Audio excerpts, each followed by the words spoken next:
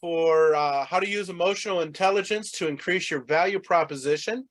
It is being presented by Beth Wallette. Beth is a PMI fellow, PMP, disciplined agile coach. She has been doing education for years. She's a former president of the New York City chapter of PMI. She is very active with PMI National. She was very involved with the rollout of Disciplined Agile through PMI. And I'm very excited to have her speaking with us again this evening. Moving forward here, I wanted to just take a couple moments and recognize some of our sponsors, our chapter sponsor, which is Apex Systems. But then specifically, I wanted to call out Strategic Systems, who is sponsoring our group meeting in person down at the Galaxy Restaurant.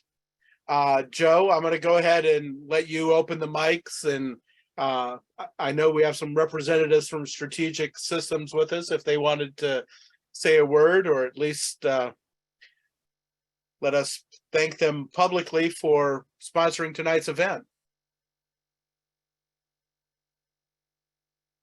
Great. Can you hear me? We can. Great. How's everyone doing? Hopefully you're doing well, and the snow didn't scare everyone this morning. But my name is Brian Hall with Strategic Systems. Thank you all for attending. I'd like to just talk about a little bit about our capabilities. It'll be like 5 minutes long, but first couple things here in person. Like I said, if you haven't put your business card in there for a gift card, there are cards there. You can write your name, company name, and email.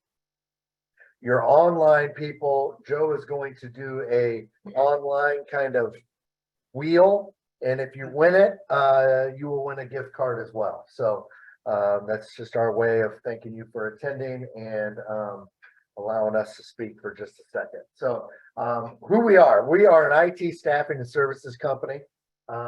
Couple things that we do. I mean, that we're also we do other things other than that. So let me just talk about that a little bit. We're an IT staffing and services company that helps company with their staffing as well as services. So a lot of the companies like Progressive Insurance and Sherwin-Williams and Goodyear and those companies, we help them out a lot with their IT staff needs, staff augmentation, whatever. Some of the in Westfield, but some of the other smaller companies, we also help out. So actually right here in Wadsworth, we just signed up a company where they needed some crystal reports done, and they really didn't want to spend a ton of money on it. So they didn't want to call Oracle or someone and spend $200 an hour. Well, we have a facility in Hyderabad, India, that's 20,000 square foot. That we have 600 people that work out of Hyderabad. So we are doing their crystal reports for them offshore and saving them a ton of money. So literally we can help you with your IT staffing, your IT services, your projects, whatever you have going on. And we can probably save you money at the same time, and we're local. So the people here in Wadsworth, I live in Wadsworth, I just cold called the company and they're like, actually, we do need some help. So it was really, I didn't know anyone there or anything. It just kind of happened that way. We're helping another company go to Office 365, obviously, which is a big deal. So staff augmentation, IT services, onshore or offshore. We just filled 185 positions for Microsoft last year. If you guys raise your hand or say, have anybody ever heard of Nuance Communications? You ever heard of them? They're a really cool company. They do AI and they do voice recognition. And Microsoft just bought them about a year ago for like $15 billion because they wanted that voice recognition for healthcare software and technology. All right. So we supplied 185 people to them nationwide, also in Hyderabad and also in Canada. Okay. So and that ranged from everything from infrastructure to applications to project management to business analysts. I mean, they needed everything. Okay. So that's part of that. We also do staffing outside of IT. So we have a non-IT staffing division. You know, from professional accounting positions, administrative assistants, customer service. We set up a call center for Microsoft in Hyderabad to save them money. So that's kind of neat. So there's different things we can do there. We also have a division called it for our instructional design and development. We acquired a company that we used to partner with. So anybody that does any instructional design and development, learning management solutions, e-learning, distance learning, instructor-led courses, onboarding, reskilling, like in the manufacturing room, reskilling or upskilling employees. Marathon Oil just signed up with us in Finley, Marathon Oil for onboarding. They needed their onboarding redone and done right, so it's repeatable and easily done. And so when they hire people, they go to this onboarding. We are working with them right now to redo their onboarding procedures. So,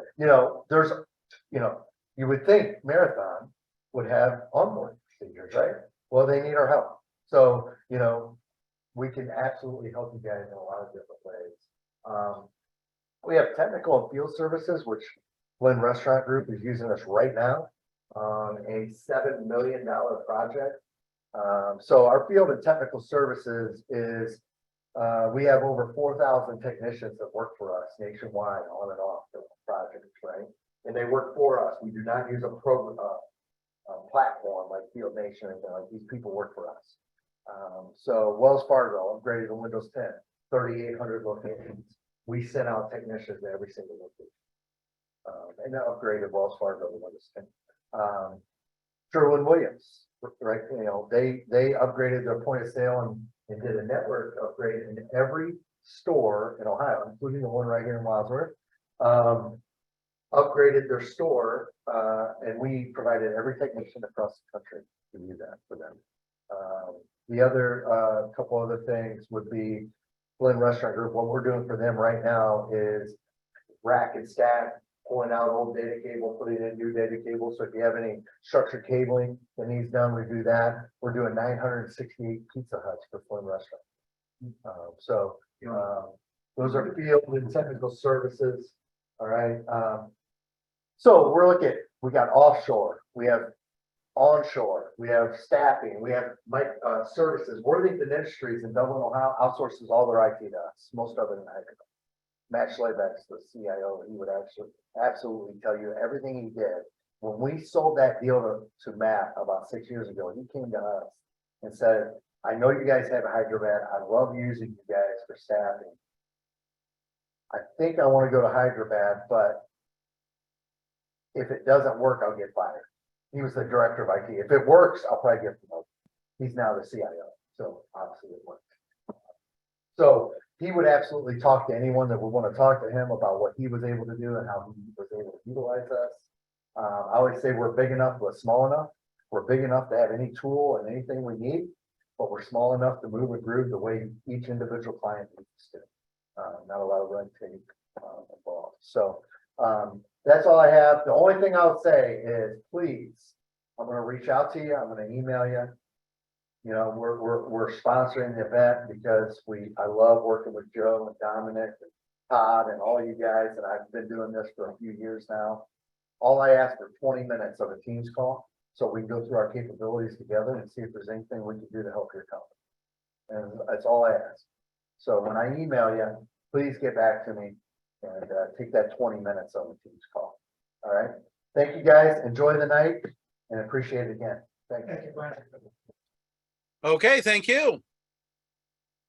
Moving on to our next slide then, here are some of our preferred partners, Velocitech and or Velociteach, I apologize, and Peak Business Management.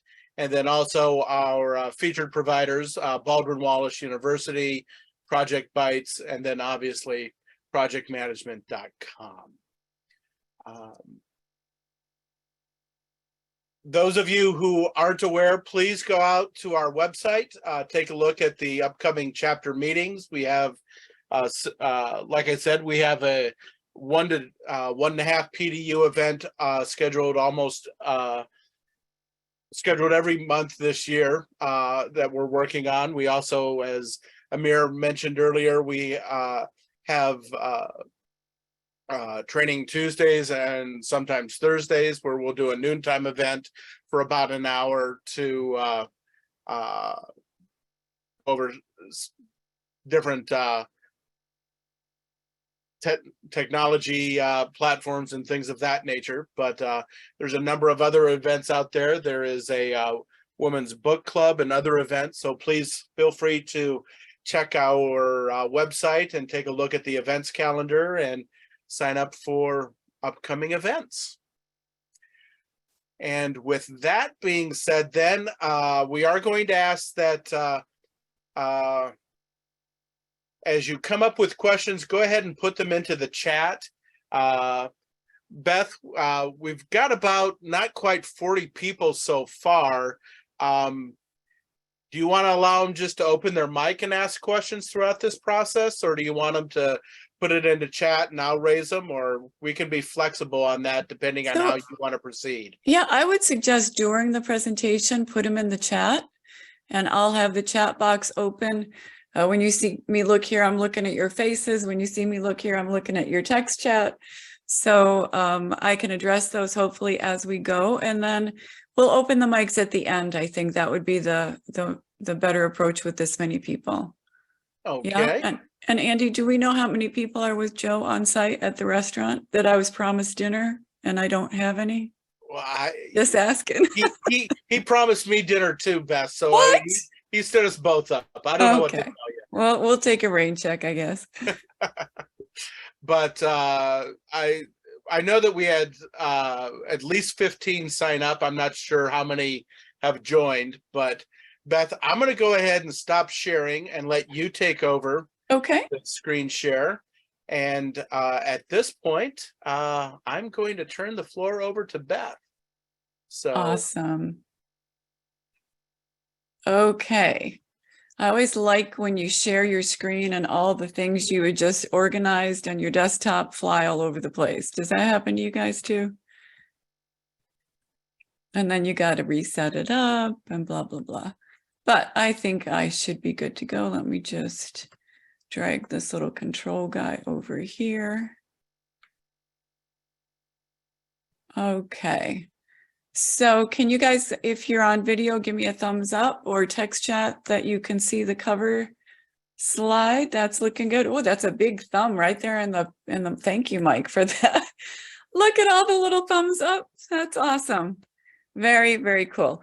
So I want to just thank you guys for having me back. I've worked with this wonderful chapter before, and I'll be checking that text chat. So Dawn, I agree that Friday works. So that's a response to you instead of me texting you, but thank you for that idea. Thank you guys for joining. Thank you, for supporting the chapter, PMI, and just being interested in growing and learning. I don't know if many of you probably don't know this, but I've been teaching graduate courses for, oh goodness, I'd say over a dozen years at this point. And one of the topics that we go into on our leadership and communications class is indeed emotional intelligence. And so I have a bit of a passion for it. And I think in this current world, we see such a need for it, greater than ever. So some of the statistics and the conversation I really appreciate early on, you're going to see in my presentation, and we can validate some of those things that we kind of questioned before. So there's so many components to this. I'm going to give you the building blocks, then I'm going to drill into yourself. So I want you to be selfish with it.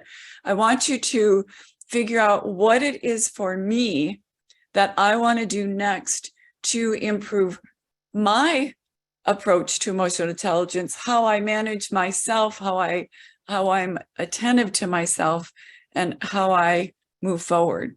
I don't know if you can hear that. I live not far from an Army base, and a huge double-winged helicopter just flew over. So if you didn't hear it, my sound system is pretty good. So I'm thankful for that. But I thought he was coming in the office here for just a minute. So this is where we're headed. In the text chat, you're welcome to participate. You guys that are at the restaurant, feel free to shout it out there and Joe can communicate that. But when you think about emotional intelligence, is there a specific person you think about? Is there a name? Is there someone who maybe you've read, you've thought about? Feel free to text chat that. So my goal for you, Naaman, me too. In fact, my goal for you on this next slide is for you to figure out, this is a new day. This is a place that the sun is rising and you can plan your strategy going forward. So make this about you. In fact, I quote Daniel Goleman here. So understanding and developing EI is essential to develop your career and your personality. People who have high degree of self-awareness recognize how their feelings affect them, other people, and their job performance. And so that's what we want to be attentive to. That's what we want to drill into. If you guys have seen me before, you know me. I always have way too much information for the time slot I've been offered. So I was told that I need to stay within about 40-45 minutes. So that is my goal. And I started about 1/4 past the hour. So we'll do our best to stay within that 30 to 40 minute. So I want to talk to you about building the foundation, then make it all about you. Talk to you about some things you can do to evaluate where you think you are and what you want to do next. So let's start by this. You were having a great day. Okay, put yourself in that zone. Great day, things are working right, things are flowing, and you got to drive to an appointment. And as you're going there, somebody cuts you off in traffic. What just happened? How did you feel? How did you react? Were you consciously aware of your clenching the steering wheel? Or what about this? You arrived to a meeting that was critical, and you walk in the door or you come on the platform like we are, and people are angry and yelling at each other. It's utter chaos. How do you react? Or how about this one? You just completed a 5-week assignment. Your deliverable is impeccable. The quality is the best you've ever done. And the executives and senior leadership say they've changed their mind. They don't want to go in that direction. They want a new deliverable, and now you have 4.5 days to deliver it. How did you react to that? What did you think? What did you feel? How did your body behave? Or how about this one? You're going to spend the weekend. Your niece and nephew are coming to hang out with you. Your nephew's bringing his girlfriend, whom you've met before. And this weekend event turns into a surprise engagement at sunrise. And it is beyond the most incredible, everything perfect. The weather was perfect. The pictures are great. Just everything to the detail were incredible. How does that make you feel? Pros, cons. We always hear the bad stuff, so I wanted to throw a good one in there. All of these have happened to me recently, just for the record. So they're all personal, real things that have happened. And what happens is we respond in certain ways. Sometimes we're aware of our response, sometimes we're not. So I wanted to set a good foundation for what it is. You've seen some of this stuff before, so I'm not going to belabor it, but I want to make sure we're all on the same page. Understanding and expressing emotions and empathy when communicating with others. Personality and IQ contribute to your physiological makeup. And all of these elements have their own piece and can stand alone, but collectively, how we use them and respond help create our emotional quotient. Okay? They say that your personality and your IQ are fairly fixed, but your EQ can be enhanced. So that's kind of cool, especially when I get to the statistics at the end. I think you'll be really interested in that. So we focus on typically 4 areas. And if you've read, this is an old version, 1998 of the book. If you've read that, can you read that, or is it backwards? It's mirror image, right? Yeah, I should change my video so that you No, can. I could see it, Beth. Oh, it was the right way? Okay. So we've probably all read it. We've been a part of it. We've experienced it. So we know there's emotional awareness and expression. We know that we've got to control our emotions, and then there's managing relationships. So it requires those 4 stepping stones. It requires self-awareness first, then managing myself, then social awareness a little bit out, and then relationship management. But there's a 5th component that I think is going to be interesting, especially to project managers. If you are a PMP or aspiring PMP, I would love to hear from you in the text chat or see a thumbs up. PMP or aspiring PMP. So much of the work we do as project managers is about people, right? Communications and people. So you've seen these building blocks before. When we look at this, first and foremost, we have got to have a strong awareness of ourselves. So emotional awareness, accurate self-assessments, right? How is my emotional state? How do my actions impact others? And I'm sorry, at this point, how do my actions impact me and others? How am I allowing others to impact me? Self-confidence is a piece of that. Once we are aware, then we can think about self-management. And so the emotional self-control that we want to think about, how does that play in? Being open and transparent with how we manage ourselves, honest with ourselves, being able to adapt or being agile, having agility in how we manage things. Do my actions reflect my values? Self-management. Taking the initiative to go for my dreams, go for my goals, despite the challenges. Being optimistic, though I know there's obstacles. So I'm open and transparent, but being optimistic. Then we get into social awareness, really being able to gauge a group, predict how others are feeling, reading the room. You know, you hear that phrase. What's the vibe in the room? So this brings out your ability to be empathetic. This brings out your ability to sense what others are feeling, even thinking, and their perspectives. We want to be cautious not to confuse empathy with pity, or empathy with sympathy. Sympathy is we feel bad and have pity. Empathy is trying to understand what the other person is feeling, what their perspective is, taking into consideration those things in that situation. Then the next block is relationship management. And when we think about relationship management, we have to be aware of self. We have to manage self. Then we have to be able to really hone in our social awareness skills. And only then can we move to that next step of relationship management. So this is about taking my feelings into considerations, others' feelings and emotions, my situation, the surroundings, the interactions, and knowing when you're good with relationship management, how to be the good leader, what qualities to bring to bear, when to collaborate, when to motivate the team, guide the team through things, even when to escalate. If we've got conflicts, when do we need to escalate to go to problem solving?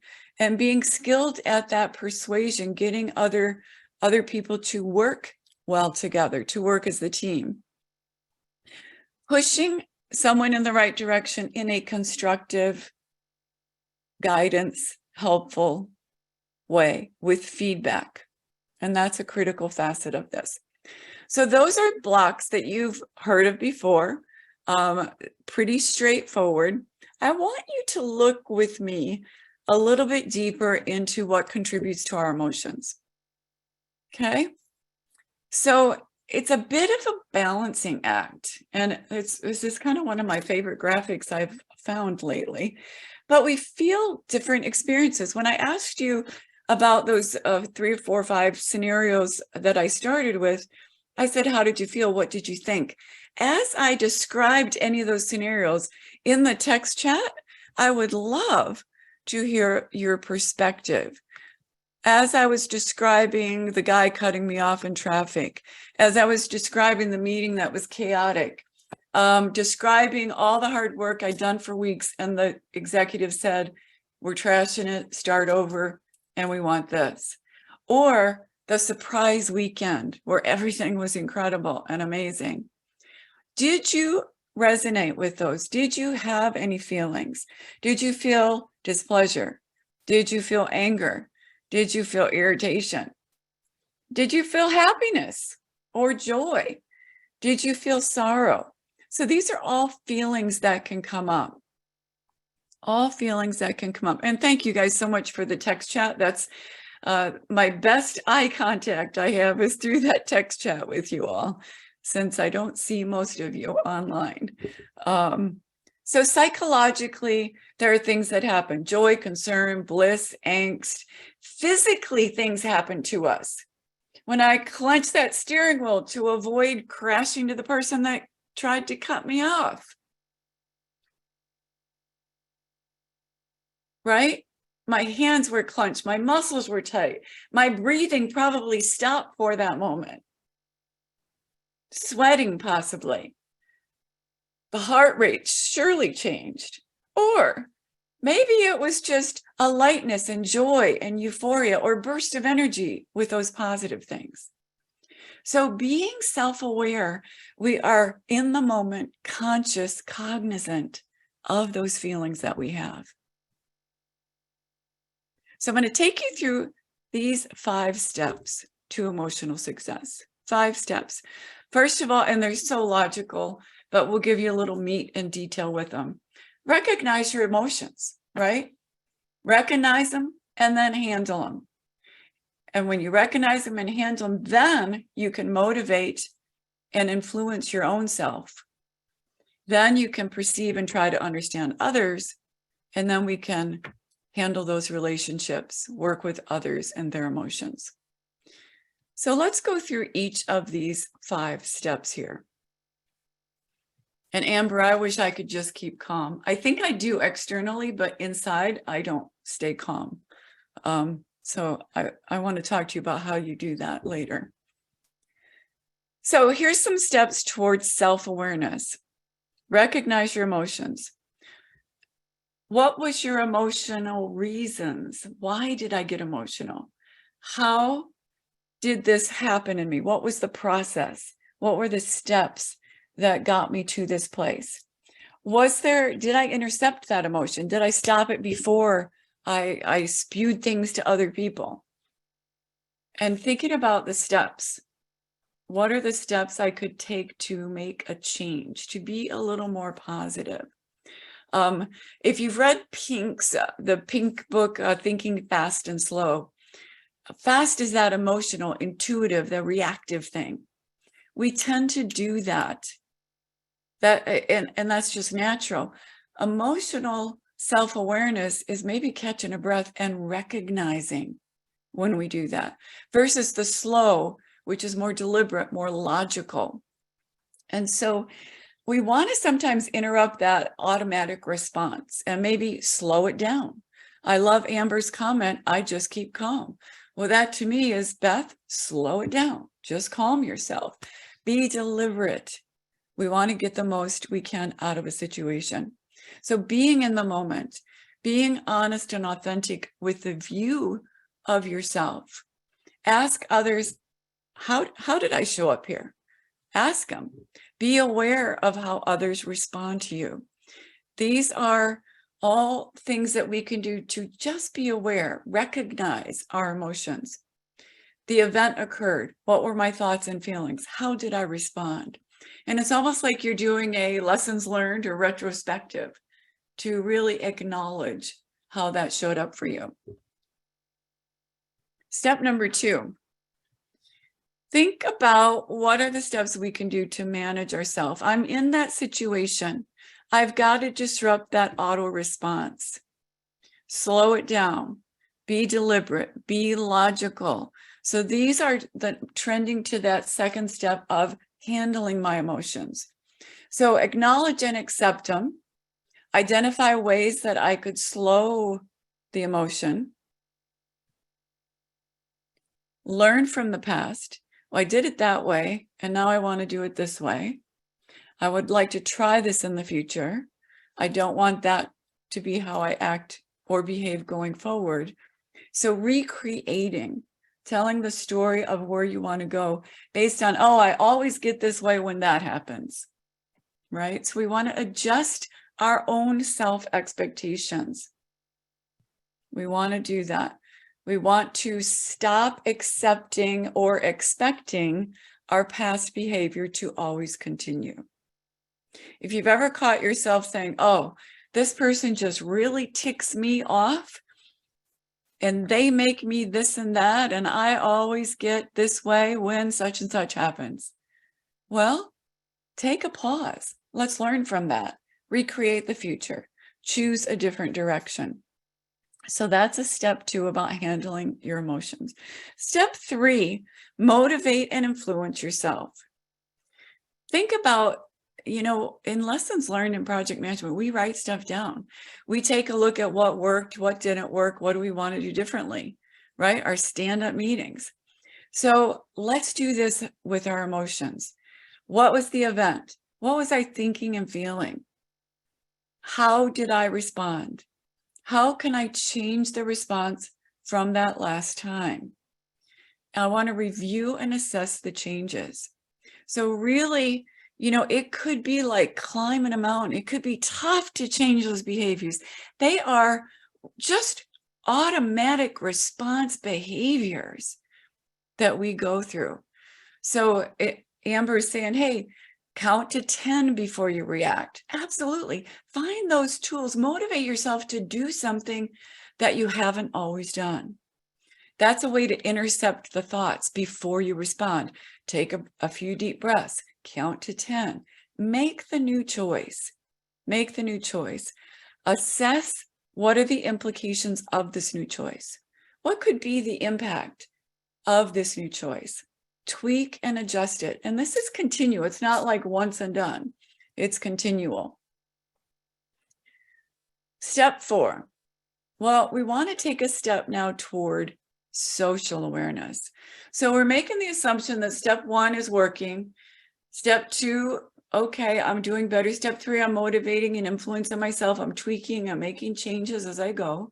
And so in step 4, we want to perceive and try to understand others. One of the biggest things that we can do is listen. Listen.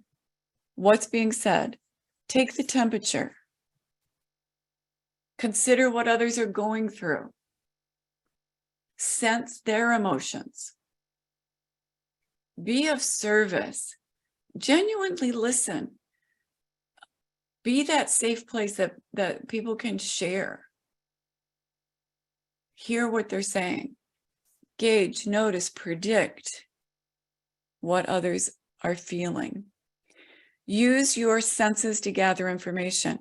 With all the PMPs that have texted me, we know communication isn't just the words we're saying or the words we're reading on the screen. There's pitch and tone of voice and emphasis. There's the body language. So having that face-to-face is so much more powerful because we can use our other senses, not just hearing the words. So seek to understand the thoughts, the feelings, understand the relationship dynamics. It could be a group situation here. So understand the relationship dynamics and ask questions of understanding. So offering the support, imagining how they feel. And you could even use some of those words as you're in that conversation. I imagine that makes you feel, and you're rephrasing and you're reflecting as you speak. I suppose that situation could make you think this way, could make you feel that way. And it's really just to give that being of service and giving them that undivided attention so that they can really be clear on how they feel. That will give you better information to really understand those dynamics. The fifth step toward this is handling other people's emotions. So one of the things that we want to do is really understand, where do we excel? What are our strengths? One of my favorite authors is it's actually, the book's back here, Marcus Buckingham, Strength Finders, Putting Your Strengths to Work. There's a whole row here. I don't know if you can see it on the video, but really understanding and identifying, what am I strong at? And then using that intentionally, because you can use it to connect, to understand and get feedback, to communicate with intention, to assess and communicate the impact. The bottom line here is just getting along with other people, managing conflicts in a healthy way, talking about and expressing ideas in a transparent, honest way, displaying empathy. So we want to make sure that people are feeling comfortable. People are feeling comfortable. In the virtual work environment, if we have a situation we need to really work and understand, I want the cameras on, right? We're on Zoom, we're on WebEx, we're on Teams, still go to meetings even. I've had to do some of those. Cameras on. We lose more than half of our communication without the cameras on. Right now, the only communication I have with you guys are your emoticons, if you use them, and the text chats, because I'm the only one with the camera on. So how in the world are you going to feel the room, cue in with dynamics? Well, cameras on for sure, and asking more questions. Asking more. Oh, Andy, look at you. You're being so kind. Thank you. Ask more questions for understanding, because in virtual meetings, you can't read their gestures. And so some of the things that we want to do up front in our work environment are maybe revisit our team norms. And maybe those team norms should say, you know what, unless we're having some bandwidth issues, unless we're having some challenges, let's all agree to keep cameras on, right? Well, that means you can't wear pajamas all day long, but maybe from noon on, we can put cameras on. I was literally last week with a group, and one lady said, I'm still in my pajamas. I'm not putting my camera on. I was like, okay. Well, that was communicating, and that helped me manage things with the group, right? So that was a group dynamic. This particular group did not like to use their cameras. Now, I found out it wasn't just because we like to wear pajamas till noon. I found out it was also a lot of very poor bandwidth in the home environment.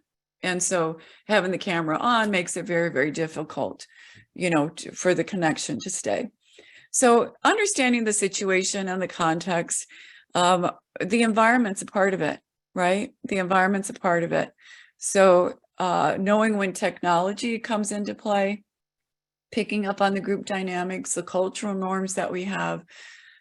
What I also find is in that virtual environment, especially because of the text chat, and thank you again for the text chats, we sometimes just go straight to the work at hand.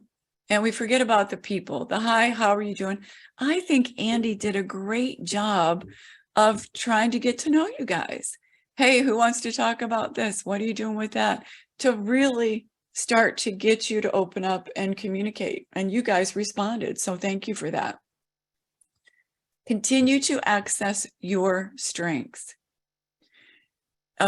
Some of the key skills: communicating a message clearly and effectively, still listening, making sure that you understand their feelings and they understand that you understand. What are the skills you need to interact? There's a 3-step process to, you know, we're never going to be once and done and perfect, but use the review, refine, repeat. Have you guys heard that and seen that before? Review, refine, and repeat. Okay. Review what worked, what didn't work. What can I tweak and sure up for in the future? That's refine, and then repeat it. So review, how did we do with managing relationships? What was the approach? Maybe we need to refine it, and let's keep going and try it again. So those are the steps. This section, and notice, oh my goodness, it's a coincidence, but the picture I picked, they all have their cameras on the slide. That was kind of interesting timing. But this section, you can say it's all about me. So you'll see my references on each of the slides here from the different sources. But I want you to focus in with me on your personal self-awareness. Let's do a quick emotional check. How many of you guys just got a text message? Check your phone, you might have one. Let's check. What's the last text message you received? How did it make you feel? Or were you at dinner and everybody pulled out their phone and they were on their phone and checking websites and not having conversations with people at the dinner? Does that happen? Or you're in a meeting and people are like these two pictures here, focused in on that phone. How do you feel? According to Time Magazine 2007, you're allowed to feel pizzled. Has anybody ever heard that word? Pizzled. So I love the happy St. Patty's Day, or Happy Pie Day? What's a pie day? That's a new one for me. Pizzled. I'm sorry? 314. Oh, 314. Oh, pie, as in, I saw the pie and then I saw pie and got it. Got it. So pizzled is a combination of puzzled and pissed off. And it was coined in 2007 when people were on their Blackberries instead of talking to others. So I used to call them the crackberry because that was when the addiction started. But so pizzled, Time Magazine 2007. Do you ever get pizzled when you're with somebody and I've said this out loud. I've said, well, maybe I'll just wait till you're finished with your phone. My dad actually would say that to me. Let me know when you're done on the phone and we'll have a conversation. So we have different emotions that we can pull from: excited, tender, happy, scared, sad. If you read them from scared to angry around, scared, angry, sad, happy, excited, tender, it's sachet. So how do you sachet through your emotions is the question. There are some descriptors on each of them. I started looking and I thought, well, what if I feel, what was the word I pulled out? I think nervous, and it shows up a couple places. What if I have angst and it shows up a few places? So you could be angry or excited with nervous energy. Okay. So let's assume you experienced one of these. So it's a puzzle and pissed off. So it's yep, you got it, pizzled. You have, pick an emotion that you experienced. Maybe it was when you got that text message. Maybe it was a phone call. Maybe it was a colleague telling you something happened today. So pick that emotion because we're going to take it over to the next slide. Based on these emotions, there can be physical and physical expressions or feelings, as well as facial expressions of this sachet. So I want to say happy. So happy, faster heartbeat, relaxed muscles, laughing, smiling. Your face, smiling, rounded cheeks, crow's feet. Uh-oh, maybe I don't want to be so happy. Smiles, yeah? How about angry? Angry versus sad is kind of interesting. So angry, fast heartbeat, tightness in the jaw, clenched fist, pain in the stomach, maybe hot, maybe yelling, teeth clenched, lips narrowed, inner corners of the eyebrows drawn down, nose flattened. Versus sad, still we have tense muscles, but more in the chest.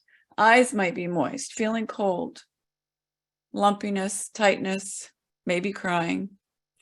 Mouth is turned down, inner brows might be up, eyes slightly closed.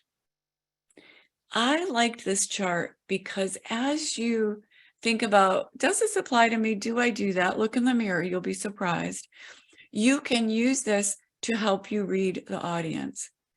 However, that means you have to be able to see them, right?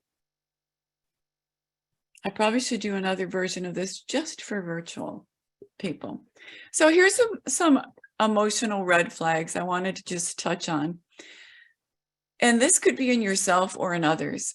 If you hear, inappropriate humor, that sarcasm or passive aggressive, somebody playing the victim or acting a little hostile, that can be a flag to you if you're the one experiencing this, that you want to take a pause, take a few breaths, take a step back and see what's causing this. If it's someone else, that's when you're in social awareness and want to go to relationship management. So think about when and how these things show up. And then have a plan of action. What are the techniques you want to put to play to improve yourself? So think about keeping a journal. Think about a tally sheet or tracking your emotions, quiet time, that physical inventory. Are my fists clenched? Am I feeling sweaty? Is my heart beating faster?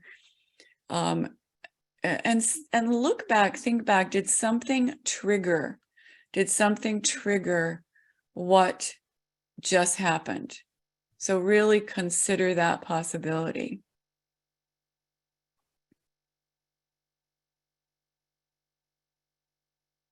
This is just a reference slide, and I'll make sure I get a PDF to Andy so you guys can have it. But triggers and breakdowns, other people's attitudes or moods. And so strategies to address it. Who is it? Why is it? Can I just, separate, cut the cord? I don't need to play into that. I don't need to take it personally. Oh my gosh, I actually used this phrase today with a colleague I was talking to. Just don't take it personally. This is a situation that could occur. If you find yourself dwelling or obsessing over some things, oh, this is doom and gloom, and what are we going to do? And so some strategies for that. So I'll let you take a look at those at your leisure when we send you the PDF. When you think about, this is a repeat, so we can delete that other slide. When you think about other people, how much do you want to have them influence you? How much do you want to have them impact you? How much do you want to allow that to get in the way? And this is it's certainly an interesting lesson learned that we want to have. Yeah, but it's my best friend, and when they get upset, I get upset. Okay, understand. Do you want to continue that? So the breathe and relax is here. Give yourself just a checkup. What were the words? What were the hot buttons that occurred? Here's a phrase to me. If I am in a stressful zone, and this was with my former fiance, maybe this is part of the reason why, and something wasn't being done that was promised would be done, and I was getting irritated, the words would be, just relax, take a breath. From that other person, that made it worse. That was a hot button for me. That was triggering for me. So what are those things for you? Think about what are those things and what's that possibility.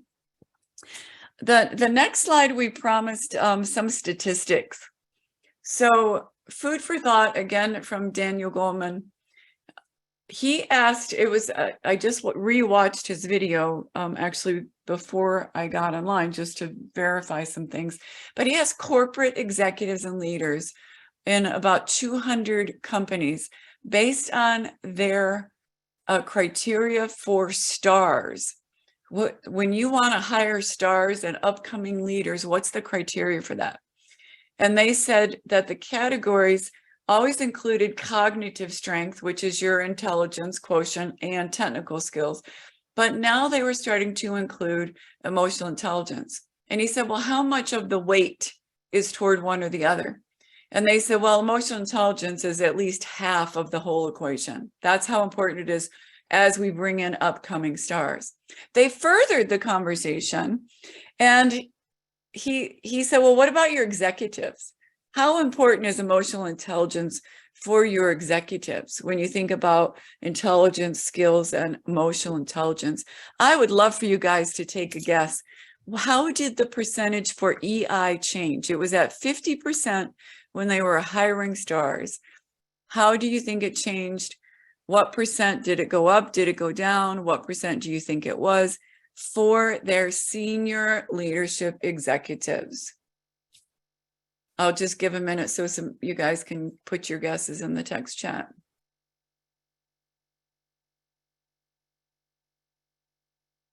Thank you for you who are playing. You guys are pretty, I think you might have seen this presentation. You're pretty much on track. It went up between 80 to 90% of the senior executive leaders of the organization that emotional intelligence was valued far, far more. In fact, required. It was a requisite for upward movement. So the more you excel at your career, the higher positions you achieve, the more you will be expected to be a leader and a master of emotional intelligence. So some food for thought for you guys. Get acquainted, talk to new people. You're doing it with this environment, with this venue. Talk to new people, get acquainted with them, read books, get more depth and breadth about the subject. Ask for other points of view. That's often a really hard thing to get. Ask more questions and seek to understand. I don't know if you guys have seen the Top Gun Maverick movie or not, but last night I took a break from all my crazy, so thanks to my friend Cindy, and went to see the movie. And there was a scene where Maverick and Admiral Kane and Lieutenant Fitch are coming out of a briefing room. And Maverick was a bit of a maverick, that is his name, so that seemed apropos.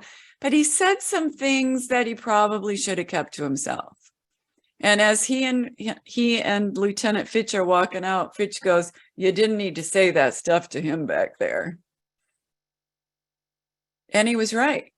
That was an opportunity to get a perspective of somebody else. And you know what? There was a subsequent scene where these things were happening and conversations were had, and he was a little bit more yes sir, no sir. And he looked at Lieutenant Fitch and they had that eye exchange, and he just kind of carried on. And when they walked out, he said, well, that was a little bit better this time.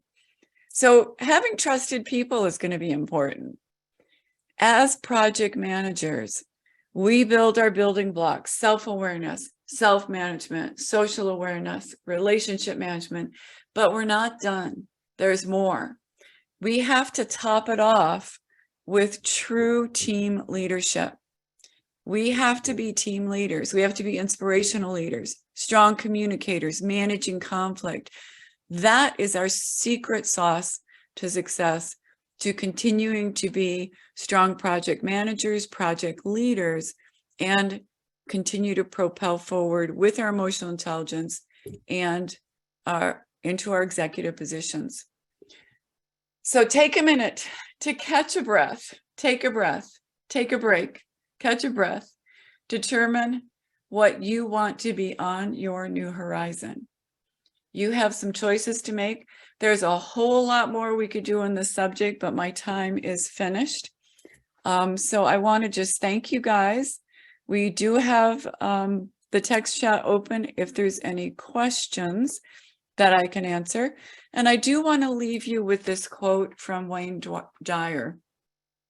If you change the way you see the world you see will indeed change.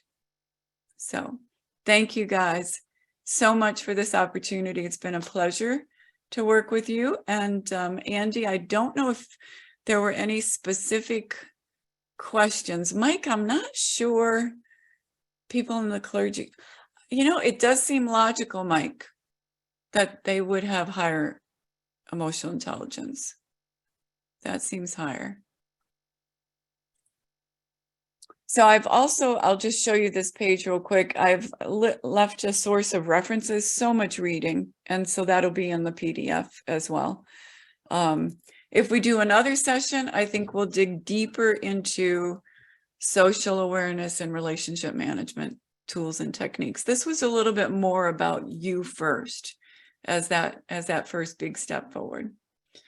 So Andy, are there questions I missed in the chat? I think I'm not seeing any, but at this point, I'd open the floor to anybody with questions or comments. We do have some time set aside for questions and answers here for the next few minutes. So are there any out there? There is a question from Joe. It's is there a book that you would recommend? There's a bunch of books. I'm going to pull a few off here and share them with you. This is not a fake background. It's my real office, just for the record. I love. So maybe somebody could text chat while I talk about these books and pop them in there. There's two books. I had the privilege years ago of presenting at a conference with Joseph Grenny, Grenny. He's got two books. He's co-authoring. Critical Conversations is one, and Critical Confrontations. Critical Conversations, Critical Confrontations. If one of you fast with the finger people can text chat that would be great. Another couple of books that I love, and this of course builds on the book about emotional intelligence, but these other two that I really love, I did quite a bit of work when I worked at Prudential with Dr. Rick Kirshner. I had him as a guest speaker several times, and for our PMI New York chapter. He's written a couple books, but actually it's the same book with two versions. That's interesting. So I don't know which one is the newest one, revised and updated. Dealing with people you can't stand.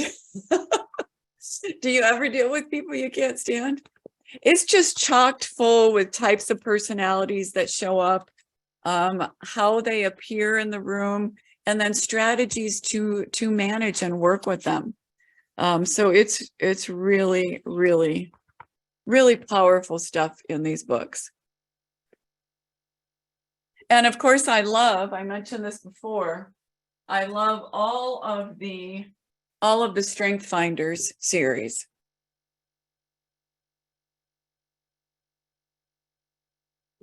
Okay. All Actually, there's a couple of things that have popped up in the chat. All right, let's have it. Mike Okrent noted that understanding yourself must include understanding your own biases. Absolutely. Being honest. Remember, we said you've got to be open and honest with how you show up, your perspective on things. Absolutely. And sometimes, frankly, Mike and team, sometimes that takes someone else to tell us, because we don't always recognize it ourselves.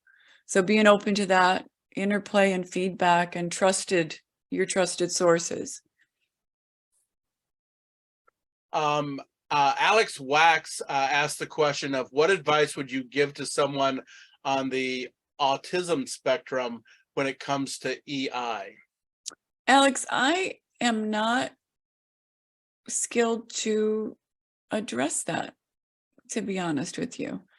So I might ask a physician who, I haven't studied the autism spectrum to a point where, you know, it would be proper for me to speak about it.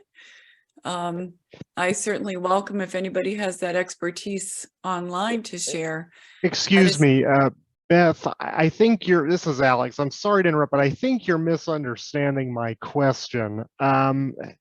I'm not trying to ask for any medical points of view. I apologize if if it was misinterpreted, but I'm just curious when it comes to the actual EI concepts that we've been talking about, how would you, I guess, given that EI is something that people on the spectrum struggle with, because we often struggle with nonverbal cues and what have you, reading a room, do you have any specific pieces of advice knowing that? I apologize if my question was misinterpreted as asking someone to get into the medical side of it, but Well, and so I want to be really transparent and open to you that that is not something I have had experience with. interesting. You know, my closest experience is watching the doctor show. And I don't think that counts. Right. I Right? didn't mean to put you on the spot. So Beth, I apologize. it's okay. I think I would maybe suggest this, that if you're an individual that experiences the autism spectrum, that ask your family members, ask the people with whom you interact frequently to give you that feedback of how you show up, or are there things that could be more used more effectively. So being aware, I think the same approach really applies. Being aware of yourself and how you manage yourself, and then be aware of how that impacts and interacts with others.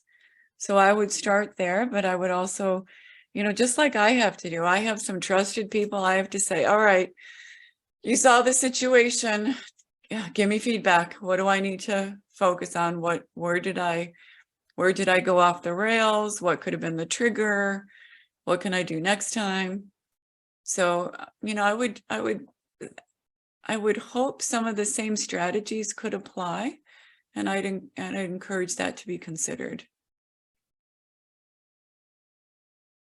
Andy, what's next? The next question we have is from Leo Fong, who asks, when interviewing other prospective project manager candidates, what would you ask them to make sure that they have high EQ? I would come up with a series of scenario-based situations and get their read on it. So I'd be very intentional with that. Okay. Potentially role play, or just try to get them to reply to a different scenario? No, I wouldn't do a role play, but I would paint so depending on the position or the job that they're applying for, I would have some scenarios that would be real life situations in the job that would require them to be aware of how they showed up, or be aware of how other people are, and to manage conflict, to deal with a difficult situation, tough communications, to call out that, so that as the interviewer, I can have a perspective of how they might show up in those different situations and scenarios. But it would have to be very specific to the type of role and the type of job, so that sets that expectation. Okay. One of the next questions we had is, what is the hardest thing to getting better at emotional intelligence? The next thing. I'm not trying to be a wise guy, but you know, it's like you check, I mastered it. Okay, I'm getting good at that. I'm getting good at that. And it's an ongoing, it's always that next thing that's tough, and it's different for everybody. There are some ways that you guys can take a look. There's different assessments online where you can do your own assessment of your emotional intelligence that has a lot of these scenario-based questions that you could use that to kind of gauge things. There's in one of the references that I mentioned, Ms. Mir, I think she has a little assessment in her reading that you can kind of check what you're good at and what you're not good at. Okay. And it's iterative. Janet, I love what you just put in. You know, it's iterative. The minute you think you master something, you have a new mix of people. You have a new situation. And then it's like, okay, where am I with this one? Starting over. Yeah.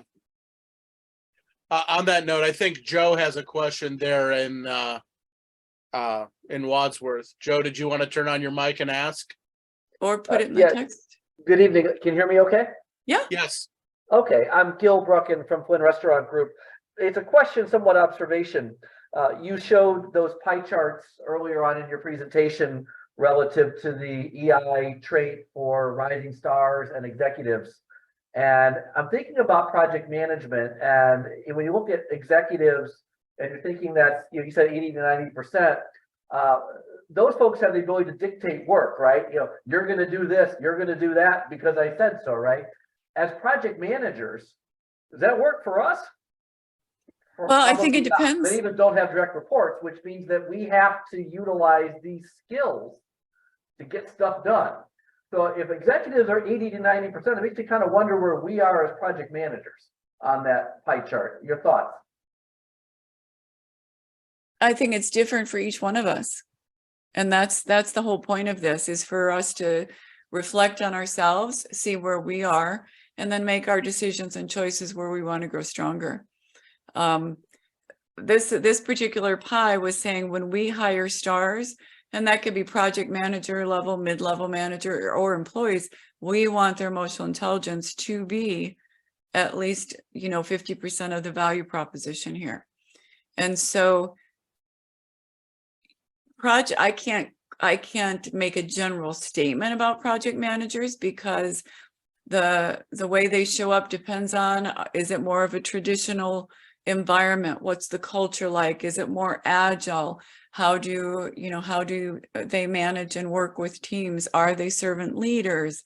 Are they empowering leaders? Are they command and control? All of those things come into play. And so what I can say unequivocally is the stronger your emotional intelligence is, the more value you will ultimately be to your team and your organization. And Janet says 100%. So Janet, you're welcome to jump in and give your perspective. We have to be on our game if we're going to manage things effectively. A lot of what we do is those soft skills and people skills, and we're starting to see more and more and more emphasis on the value of them and the importance of them, especially in such a distributed work community. Janet, did you want to say anything? Just that, throughout my career, it's both for myself and observing others. The more you understand, first of all, that everybody's different and can't be treated exactly the same, that emotional intelligence portion of it really helps you understand and helps them understand what's what. So the more you really strive for this, and you don't just try to do a blanket approach to everything and everybody, really just helps the whole team, helps the project, helps everything. I think what you said is something I want to re-emphasize again. It's about the context in which you find yourself.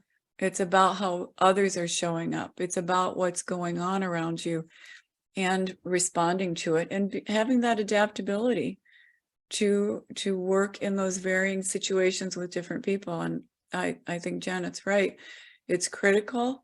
The more we practice it, the better we get at it. And you really can use it as your secret sauce to success, where you stand out from the crowd in a way that nobody else can. So I really encourage you guys to consider, what is your personal action step and what is going to be next for you on your horizon. Anything else, guys? Thank you so much for this opportunity. Thank you, Beth. Are there any other questions out there? I've seen a few comments out there, other people agreeing on how critical EI is and challenging work environments and so on and so forth. I agree with most of those. I mean, it's certainly served me well throughout my career, but any other questions someone would like to ask or comments? Here we have one here. Jackie Krauser says, I work in a global role, and I find I have to change my EI strategy based on the country I'm working with. Yeah, absolutely. That's that cultural awareness, right? That was one of our steps in the social awareness. What's the culture? What's the environment? You're absolutely right, Jackie. Yeah, I would concur with that. I'm working with multiple countries and cultures, and you do have to change your strategy with each. Joe Anastasi just noted that we'll do the Zoom raffle online once we wrap up. So, oh, we get to win too? Possibly. All right, that's awesome. Well, thank you guys again. I wish you a great day. I'll turn it back to Andy to manage and wrap it up. Okay. Let me go back here and share my screen momentarily. And there we go. Okay, so drum roll, please. The slide everyone's been waiting for. Here you go. Here is your PDU claim information. I'll leave it here for a few moments for those of you who need to write down the course identifier and the PDU claim code.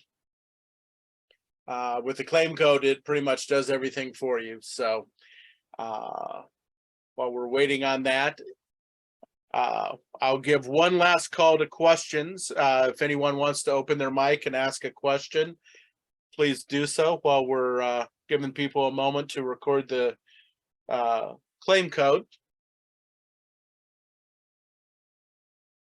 Otherwise, let me go ahead and take this opportunity again to thank Beth for presenting to our chapter. I think this is the third time you've presented for us, Beth. So we greatly appreciate your insight and your willingness to come talk to us here in Northeast Ohio, even though it is virtual. I'm sure it's much warmer there in South Carolina. So the next slide here, moving on, is information on how to keep up with your PDUs. You know, there's multiple options out there for you. There's the chapter events. There's projectmanagement.com webinar. There's the various podcasts out there from PMI. And then you also have organizations like one of our sponsors, Velociteach, that you can go through them and gain PDUs with them. Peak Management, I know, was also one of our sponsors. They also do online training.